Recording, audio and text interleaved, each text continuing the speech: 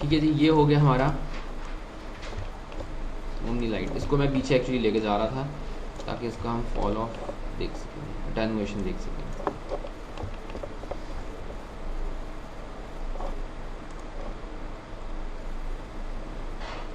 ठीक है, तो उसकी अब लाइट जो है वो यहाँ पे फेड आउट हो रही है। ये आपको सारी लाइट नज़र आ रही है, ये इसकी ओमनी की क्योंकि स्प्रेड हो रही है। अगर इसको मैं और कम कर दूँगा, आप नोट करेंगे जब मैं इसको रेंडर करता हूँ तो अब वो एरिया अफेक्ट हो रहे हैं। ठीक है ना, ये ओमनी लाइट हो गई है। इसके बाद कौन सी रहेगी, ये स्काई लाइट है, ये भी देख लेते हैं फटाफट। ये एरिया ओमनी है, ये एमआर एरिया ओमनी और एमआर एरिया स्पॉट है मेंटल रे के लिए। जब मेंटल रे इंजन पे शिफ्ट करेंगे तो ये उसमें यूज़ करने के लिए है। ऑल उसमें हम ये ऊपर वाले भी यूज़ कर सकते हैं, लेकिन उन्होंने ये अपनी तरफ से दे दिए हैं कि ये बेहतर इंटीग्रेट हो जाती हैं। ये एरिया ओमनी बिल्कुल इसी का रेप्लिकेट है, लेकिन वो मेंटल रे के लिए है, और ये एरिया स्पॉट इसी का रेप्लिकेट है, लेकिन मेंटल रे पे यूज़ होता है। अच्छा, अब ये जो स्काई लाइट है इससे भी आप काफ़ी हेल्प ले सकते हैं। स्काईलाइट क्या करती है, आप सिंपल इसको सीन में प्लेस करते हैं, इस तरह कहीं भी रखते हैं इसको। ठीक है, ये ऐसे। और इसको अब मैं प्रॉपर्टीज़ में जाता हूँ, ये मल्टीप्लाई 1 है, अभी ऐसे डिफ़ॉल्ट छोड़ देते हैं सारा कुछ। ठीक है, और इसके लिए एक साथ चीज़ करनी पड़ेगी, रेंडर में जाके लाइट ट्रेसर, और इसको ऑन रखना हमने, एक्टिव। जब वहाँ से एक दफ़ा क्लिक करते हैं ये डिफ़ॉल्ट एक्टिव हो जाता है। अब देखें होता क्या है, रेंडर का बटन दबाया, ये बड़ा कर दूँ, ये नज़र आ रहा है, बड़ा कर दूँ। मैंने छोटा किया था कि ज़रा जल्दी हो जाए, लेकिन ठीक है, नज़र नहीं आ रहा। अच्छा, अब स्काईलाइट ने क्या किया है, स्काईलाइट ने एक इवन लाइट स्प्रेड की है। ठीक है, ये क्या करते हैं कि जो आपकी सनलाइट होती है, जब आप सनलाइट पहुंचती है अर्थ तक तो उसकी इंटेंसिटी तकरीबन इक्वल आ रही होती है, हमें फील हो रही होती है कि इक्वल है। तो स्काईलाइट भी क्या करती है कि जो स्काई का इफेक्ट है वो ये देती है, और ये आप देख रहे हैं इसके ऊपर सॉफ्ट शेडोज़ आ रहे हैं। ठीक है, ये कॉन्टैक्ट शेडोज़ है, ये हर ऑब्जेक्ट के ऊपर थोड़े थोड़े आ रहे होते हैं। ये जो इसकी ऑब्जेक्ट का वेट है, ये एक्चुअली उसको डिफाइन करना शुरू कर देता है। दूसरे शेडो से भी हो सकता है, लेकिन इससे ज़रा मज़ीद बेहतर होता है। अगर हम स्कैन लाइन पे काम कर रहे हैं तो ये क्विकेस्ट वे है सबसे अच्छे शेडोज़ लाने का। कोई देखेगा कि हाँ बड़े अच्छे शेडोज़ हैं, इसको आप यूज़ कर सकते हैं in combination with target light. ठीक है, अगर आपने वो अब दूसरे लंबे वाले शेडोज़ भी देने तो वो कैसे देंगे, इसके साथ ही वो लगा दें यहाँ पे इस तरह। ये मेरी टारगेट लाइट है, इसका ये बंद कर दें, और फॉल ऑफ इधर है, ये फॉल ऑफ आ गया। ठीक है, और इसको हम अगर ऊपर ले जाएं,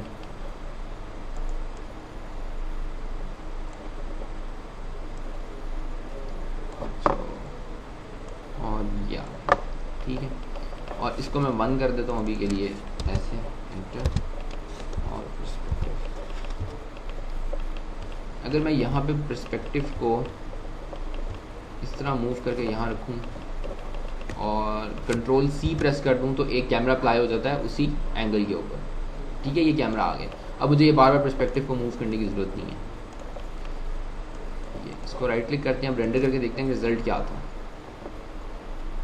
ठीक है, अब आप देखेंगे रिजल्ट आ क्या रहा है, स्काईलाइट अपना काम कर रही है और वो जो स्पॉटलाइट है वो अपना काम कर रही है। उसने अब उसके इतनी लाइट फेंक दी है कि वो जो शेडोज़ हैं वो ख़त्म हो गए हैं।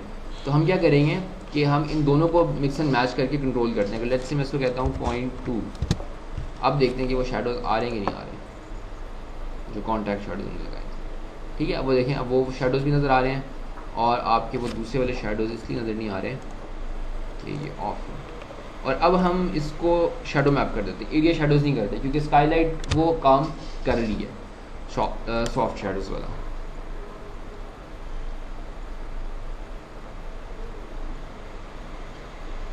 ठीक है, शायद इसकी डेंसिटी थोड़ी ज़्यादा कर दें, इसी करके देख लेते हैं।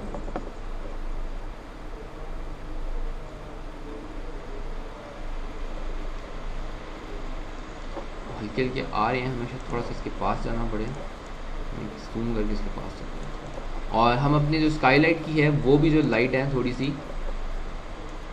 कम कर सकते हैं।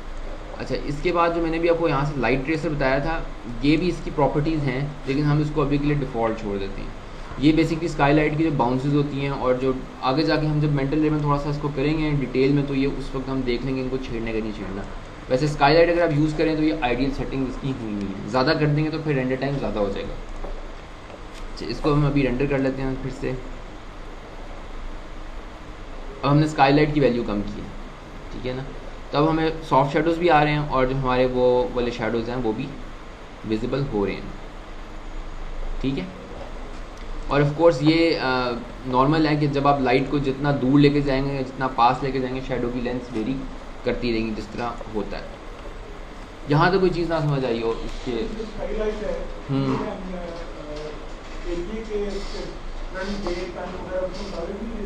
वो दूसरी लाइट है, वो सनलाइट सिस्टम है, ठीक है। उसके अंदर ये एम्बेड हुई होती है स्काई लाइट। वो जब हम मेंटल रे में करेंगे ना तो वो वहाँ पे हमें समझ आ जाएगी। अब अगर मैं फ़ाइल रीसेट करूँ, नो यस, और फाइल ओपन रीसेंट करते हैं प्लान 6। अब ये अगर हमारे पास आ गए हैं, ठीक है, तो इसमें अगर हम सपोज कुछ लाइट करना चाह रहे हैं तो मैं सबसे पहले जाकर देखता हूँ कि जी अगर मैं इसमें स्काई लाइट लगा देता हूँ तो क्या होता है। ठीक है, कुछ भी नहीं किया, सिर्फ रेंडर लाइट ट्रेसर ऑन कर देते हैं, इसको बंद कर दिया, और इसको अगर हम यहाँ से कहीं से पकड़ लें,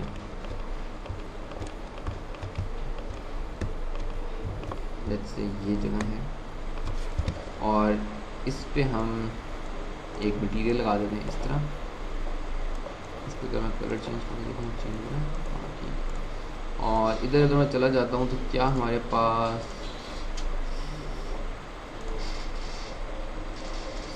ये लगा देता हूँ, इसकी मैं टाइलिंग कर देता हूँ 10 10 10।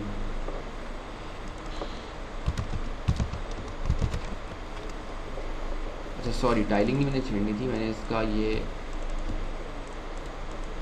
यहाँ से ये साइज छेड़ा, ठीक है। जैसे मैं इसको बेस कलर देना चाह रहा हूँ ग्रीन, ठीक है, और इसके लिए ग्रीन डाल के थोड़ा सा, ठीक है। चलिए अब देखते हैं इसको रेंडर करके क्या निकलता है। यहाँ से अब ये इस पर खासा टाइम लगाएगा क्योंकि इसमें थोड़ी सी मैश भी है।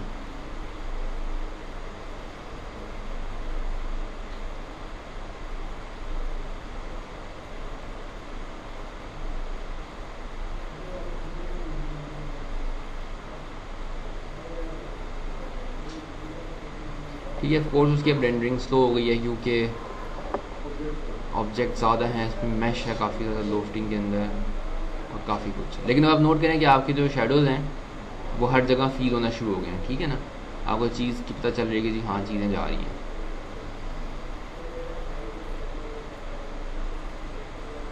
ठीक है। ये आपके पास एक रिज़ल्ट आ गया। ये भी हमने कुछ भी नहीं किया, ये एक सबसे क्विक मेथड होता है स्कैन लाइन। अगर आप यूज़ कर रहे हैं ना और आपने लाइटिंग के चक्कर में नहीं पड़ना तो ये लगाएं, लाइट ट्रेसर ऑन करें और सीन निकाल दें। इसमें सिर्फ जो एक ड्रॉबैक होता है वो आपका होता है रेंडर टाइम का। स्काई लाइट जो है काफ़ी रेंडर टाइम कंज्यूमिंग करता है। अगर आप एनिमेशन बना रहे हैं तो इतना फीजेबल नहीं है। हाँ, अगर आपके पास मशीन्स हैं कर सकते हैं तो कर लें, ठीक है। और इसी तरह अगर आप इसमें टॉप पे चले जाएं इधर, और क्या बताने लगा था, स्काई कलर है ये बाय डिफ़ॉल्ट वाइट है। इसको अगर आप ब्लू कर दें तो ये सारे स्क्रीन पे ब्लू टेंट आ जाएगी, ठीक है। मैं इसको भी ऐसे ही छोड़ रहा हूँ। और उसके बाद हमने ये देखना है, अभी क्या किया था मैंने, ये रेंडर निकाला है, हाँ। इसके बाद अगर मैं जाऊँ यहाँ पे और मैं कहता हूँ इसके साथ ही मैं एक टारगेट डायरेक्ट भी लगाना चाह रहा हूँ। टारगेट डायरेक्ट लगाने के ये मैं लगाना चाहता हूँ इस तरह। और अब मैं चला जाता हूँ टॉप पे, फ्रंट पे चला जाता हूँ, इसको उठा के तो ऊपर ले जाते हैं इस तरह, इसके शेडोज़ ऑन कर देते हैं और ये यही रखते हैं, बीम्स की जगह कर देते हैं, ठीक है। यूजली इसकी जो बीम स्ट्रक्चर होता है ना वो सीन के जितना रखते हैं ताकि स्प्रेड कर रहा हूँ, अनलेस कि कोई आपने कोई फैंसी किस्म की लाइट करनी और आप फॉल ऑफ भी देना चाह रहे हैं वो फिर हम दे सकते हैं। अच्छा, एक और चीज़ होती है कि जब हम अच्छी लाइटिंग करते हैं ना तो अगर हमारे सीन सेटअप पे 3 दिन लगे हैं तो हो सकता है लाइटिंग पे 4 दिन लग जाए, ठीक है, क्योंकि लाइटिंग और रेंडरिंग मैच करनी होती है विद मटीरियल्स। तो कई दफ़ा लाइटिंग के ऊपर जो है वो काफ़ी काम भी करना पड़ता है, स्पेसिफिकली अगर आप बहुत रियलिस्टिक लाइटिंग लेके आना चाह रहे हैं। अब देखते हैं क्या करता है।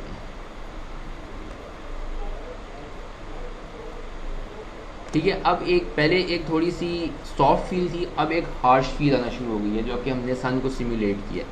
ऑफ कोर्स हम ये कर सकते हैं कि इसकी इंटेंसिटी कंट्रोल कर सकते हैं, इसको कैंसिल कर दें ताकि सारा रेंडर ना हो, और हम इसकी इंटेंसिटी लेट्स से 0.4 कर देते हैं।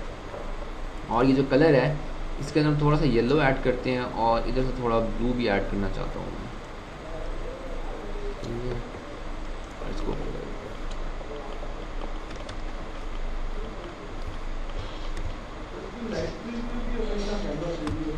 जी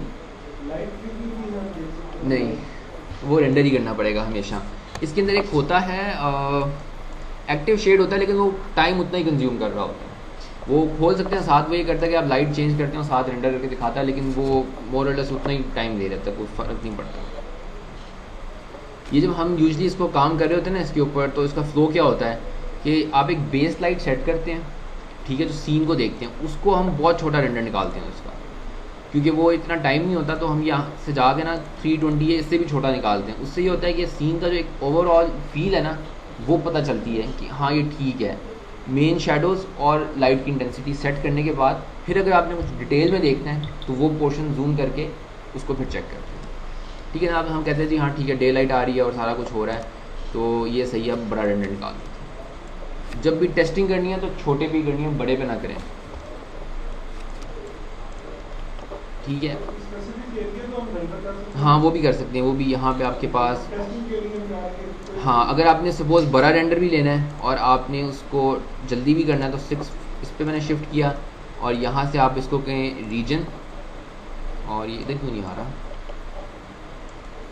ये वैसे इधर भी आ रहा होता है, लेकिन खैर व्यू पोर्ट पे आ रहा है अभी। यहाँ पे मैंने सेट किया, ये मुझे कुछ बताना चाह रहा है। अच्छा वो विंडो ही दूसरी थी, ठीक है। अब वो मुझे सिर्फ उतना एरिया रेंडर करके दिखा देगा ओरिजिनल साइज़ के ऊपर, ठीक है। इसको मैं कैसे कैप्चर रेंडर, तो ये उसने उतना साइज़ दिखा दिया। अगर आपने कुछ सिलेक्टेड रीजन करना है तो वो सिलेक्टेड ऑब्जेक्ट को भी रेंडर कर देगा, जो सिलेक्टेड होगा उसको इंडिविजुअली रेंडर कर देगा। अच्छा जी, ये कुछ समझ आ गई है। ये मैंने कुछ आपको बेसिक स्ट्रक्चर बताया कि कैसे हो सकता है। वैसे अगर आप टारगेट लाइट ना भी लगाएं ना तो इससे भी आप इसकी इंटेंसिटी ज़्यादा करके चला सकते हैं। और आप वो खुद ही देख लें कि जो ये रेंडर आया है, ठीक है, इस पर ये सॉफ्ट शेडोज़ आ रहे हैं। अब जब इसके ऊपर पोल्स लगे होंगे और यहाँ पे बाकी डिटेल्स होंगी तो उसकी काफ़ी अच्छी फील इसमें आना शुरू हो जाएगी, क्योंकि हर पोल अपनी डिटेल छोड़ेगा, उसके सॉफ्ट शेडोज़ बनेंगे और हाईलाइट्स बनेंगी। जिस तरह मैंने आपको बताया था ना वो एजेस वगैरह हैं उसके लिए।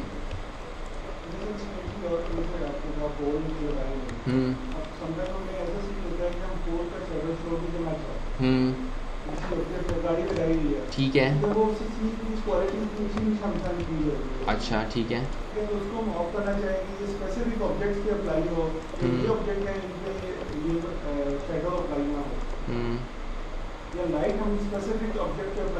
वो भी हो सकता है। और अगर आप चाहते हैं कि ये शेडोज़ कास्ट ना करे तो ये कास्ट शेडोज़ का बटन है, ये मैंने राइट क्लिक किया ऑब्जेक्ट के ऊपर और ऑब्जेक्ट प्रॉपर्टीज़ में गया हूँ इधर, और ये कास्ट शेडोज़ हैं, ठीक है। इसको आप ऑफ़ कर दें, अब ये ऑब्जेक्ट शेडो कास्ट नहीं करेगा, ठीक है।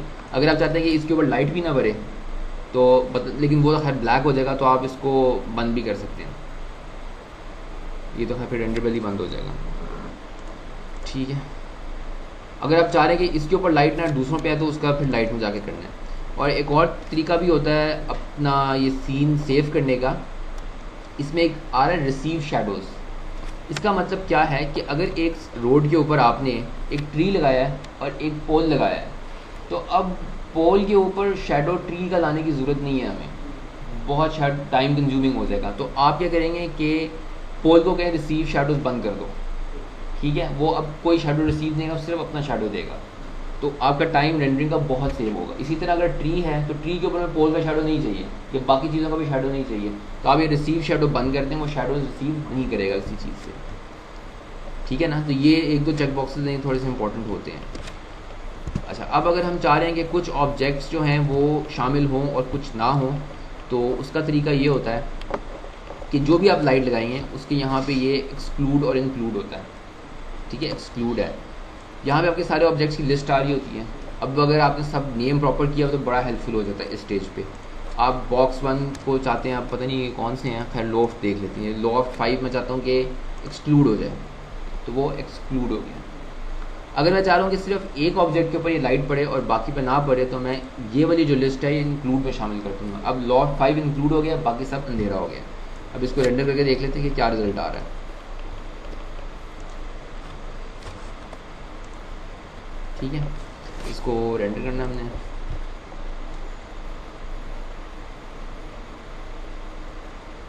कोई एक ऑब्जेक्ट होगा जहाँ पे थोड़ा सा शायद लाइट, मेरा ख्याल करता है ये वाला शायद हो, क्योंकि स्काईलाइट भी पड़ रही है। हम ये कर सकते हैं कि स्काईलाइट को ऑफ करके इसको टेस्ट कर लेते हैं, ये ठीक है। अब देख लेते हैं, अब वो देखिए सिर्फ वो एक अकेला बच गया जिसके ऊपर वो लाइट हमने इंक्लूड कराई थी, ठीक है ना। तो ये इंक्लूड एक्सक्लूड है। ये यूजली हम जब इंटीरियर्स कर रहे होते हैं तो उस वक्त ये काफ़ी यूज़ होता है। एक्सटीरियर में शायद नहीं यूज़ होता है इतना। एक्सटीरियर में शायद कहीं कहीं अगर यूज़ करना पड़ जाए, टनल के अंदर शायद जा रहे हैं तो वहाँ पे शायद कहीं आपको ज़रूरत पड़ जाए, लेकिन पता होना चाहिए है। लेकिन इंटीरियर्स में हम ये बहुत ज़्यादा इंक्लूड एक्सक्लूड करते हैं, क्योंकि इंटीरियर में लाइट अगर फेक करनी है आपने, जो प्रॉपर लाइट सोर्स होती है, तो उसके लिए ये काफ़ी होता है कि टेबल पर लाइट पड़नी है, लैंप पे नहीं पड़नी, तो वो सारी चीज़ें इससे सेट होती हैं, ठीक है जी। यहाँ तक समझ आ गई है कि स्कैन लाइन के अंदर की रिकॉर्डिंग हो रही है।